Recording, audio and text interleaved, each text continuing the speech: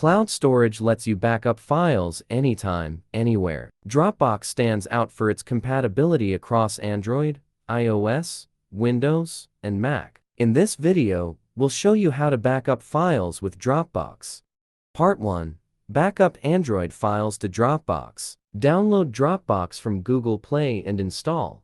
Open the app, sign in, or create an account. Tap the plus icon in the Files folder, then select Upload Files. Choose the file type picture, video, audio, any file. Tap Upload to sync the files. Part 2. Sync files from iPhone to Dropbox. Open Dropbox on your iPhone or iPad and log in. Tap the three dots menu at the top right. Select Upload Files and choose Files from your device or iCloud. Tick the files and tap Upload to start backing up. Part 3. Upload files from computer to Dropbox. Install Dropbox and sign in. The Dropbox folder will appear in Documents. Drag and drop files to upload.